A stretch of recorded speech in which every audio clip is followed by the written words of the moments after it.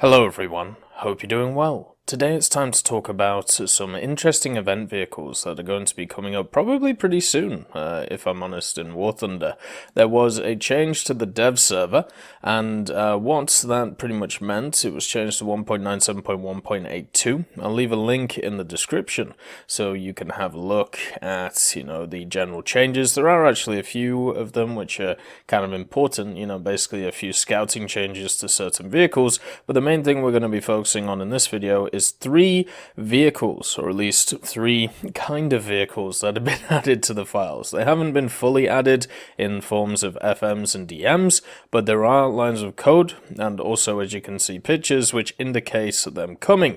These are the LVT that you can see before you, the A4 variant. Then there is a boat. This is the G5 TKA 106, or what it looks like to me, a G5 Series 11 BIS. And then you have the Swordfish. Well, this is not any Swordfish, this is the Swordfish Mark II, which is wonderful to see. So what I'm going to do in this video is talk about each of the vehicles, talk about what they are, and compare them to vehicles that we already have in the game, just to give you a general idea of what's coming up. And also, all of these right now are marked to be released or have a release date of the 9th. So this would actually coincide with the weekend. And also, it would coincide with Victory Day.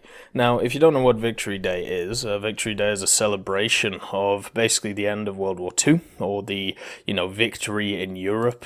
So, therefore, normally what we see in War Thunder is we have some kind of sale, which of course we've had the May sale instead, and basically now it seems like we're going to have a little bit of a nice thing over the weekend to try and celebrate it. Yeah, Victory Day is a holiday that commemorates the surrender of Nazi Germany in 1945, and it was first inaugurated in the Soviet Union, and also other areas celebrated as well. The reason why this is significant for these 3 vehicles is that it is the 9th of May, Victory Day. So it makes sense if these vehicles would coincide with that day, and we've seen in the past little additions to the game where, some low-ranked vehicles generally have to get like 5 wins, or you have to get 10 kills overall in game modes. This could easily be something which is seen in this event to have these 3 vehicles. And since these 3 vehicles represent 3 different parts of the game, whether it be tanks, air, or sea, it makes sense that these would come together to be able to be offered on the Victory Day. So the first one, as you can see, is the LVT A4, and we actually have some LVTs in the game already. We have one in the standard American tech tree, we have one in the standard Chinese tech tree, and one as a rare vehicle for the Americans as well. And we technically have an A4, but it's not the standard A4 that you're used to. We have the LVT A4 Zis 2, which is a Chinese LVT, which has access to the A4 chassis, but it has access to the 57mm gun mounting on the top of it. You can find it in the standard Chinese tech tree. What actually happened was the People's Liberation Army in China actually captured a bunch of the LVT's A4s, which were sent over by America to aid the nationalist forces in the Civil War.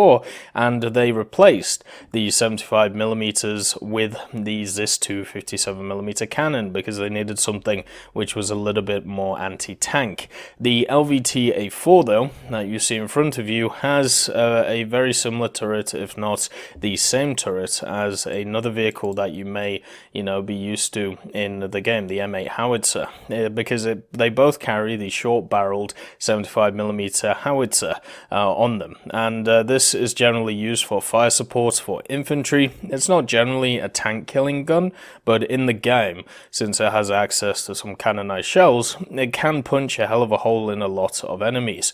At the same time as well, When it comes to the gun, it does have quite a low velocity but a really high fire rate, so you can keep pumping out those shells over and over again.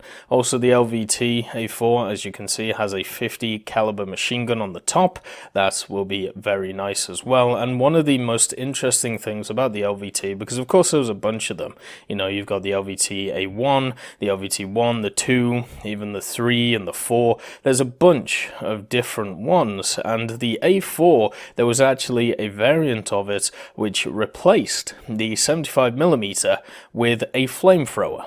So you never know, at some point in the game, maybe we get ourselves a flamethrower version of this vehicle, which would be hilarious. But anyway, if you want a general description, take an LVT chassis, slap on an M8 howitzers turret on it, and that's pretty much what you get from a gameplay point of view. It's probably going to be around 1013, and it'll be a little bit of fun and a nice little addition to the game. In my opinion, I'd like to see it in the main tech tree though, very similar to the M8 Greyhound. I don't like the fact that the Greyhound is a gift vehicle, but just to see it in the game is still nice to see. The next vehicle is a Soviet vehicle, and this is a G5, but it's not just a standard G5. There's a lot of weird bells and whistles to this one. So you know how we had that YAR 5M added to the game, which had a bunch of rockets on it, which was not incredibly powerful, but it was a little bit of fun? Well, imagine that, but in the form of a G5. So the R5M has two 12.7mm Dishkas on it. It also has this rocket rack of 72 82mm M8 rockets. Well, that's pretty much what this G5 has as well. It has one Dishka on the front, it has one Dishka on the back, and then the top mounting of it, it actually has the set of 72 82mm M8 rockets. So very similar armament to that old special thing, but the difference is this G5 that we see, it's a Series 11 machine. The Series 11 didn't just get an upgrade of its armament, what it also got was an upgrade of its engines. So the engines, it used 1,000 brake horsepower GAM 34B SF engines at 750 kilowatts, and what that produced was 104 kilometers an hour. This thing is going to fly around an arcade, and it's going to be a hell of a lot of fun. But also at the same time, because of the way that it was structured, the Dishka was actually mounted just behind where the captain would sit, basically where the rockets are in this picture. So it seems like what has happened is the central Dishka has actually been moved back on top of where the torpedoes normally are, and then the rockets has been put into the center where the captain is. So that rockets should have a pretty nice lay of the land overall when it comes to actually being able to hit stuff. And with the G5 being so fast, and with addition of the Dishkas, this is going to be a really nice little powerful rank 1 machine. It should also have access to its 2 torpedoes. I don't know if the movement of the Dishka to the back would affect the torpedoes, but everything that I've read about this machine, the 11 or the Series 11, which this version is, should be able to keep, you know, the access to the torpedoes. So that shouldn't be an issue. So it should have 2 Dishkas, 2 torpedoes, and a ton of rockets on the top of it as well, just to basically have a bit of fun with. And then last but not least, the Brit Bongers. The British are getting themselves a Swordfish, and we already have a Swordfish in the game, but I tell you what, it is lovely to see another Swordfish, and not just a weird and wonderful Swordfish, but this is the Swordfish 2. When I first had a look at it, I thought maybe it was the Swordfish 4, but the Swordfish 4 has an enclosed cabin, and it was mainly used by the Royal Canadian Air Force. Now, there isn't any Royal Canadian roundels or insignias on it, and also it doesn't seem to have a closed cockpit, so I think it's a Swordfish Mark II. And the main difference between a Swordfish 2 and a Swordfish 1 is a Swordfish 2 has improved wings to the point where it enables it to be able to mount rockets. It was actually introduced in 1943 as an improvement over the standard Swordfish, the Swordfish 1, and then if you want a little bit of information about the Swordfish 2, well, the Swordfish 3, the Swordfish 3 was pretty much just a version, so it could add a massive radar on it, so therefore it could do some sea hunting.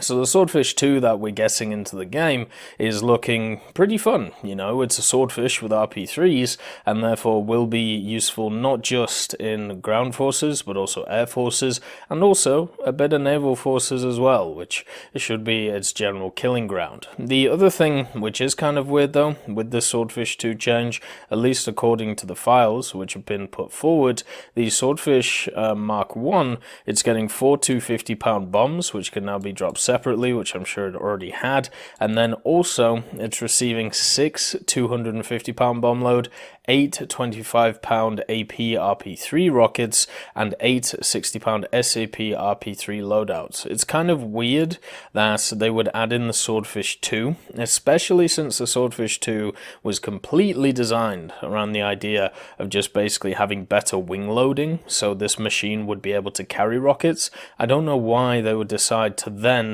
add rockets to the standard Swordfish 1, unless they wanted to create a comparable vehicle between the two. But it seems very odd to me, since in real life the Swordfish 1 wouldn't have been able to carry the rockets. Even though, you know, they have the same engines, they have pretty much the same everything apart from that little wing difference, I think overall, personally, I would like to see the slight difference between them.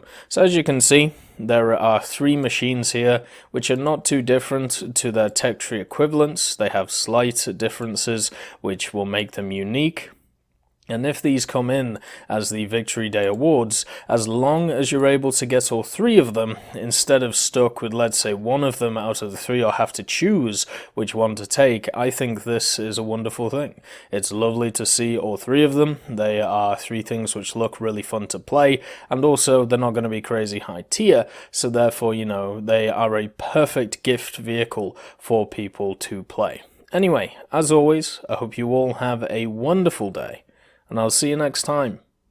I'd just like to thank Eugens Terry, Daniel Stanton, Blackie, Elove Goat, Jay Wilt, Martinez, B. Young, Chris Giltnane, Trigger Hippie, Ambrosius McClellan, and also Samuel Slick for supporting the channel.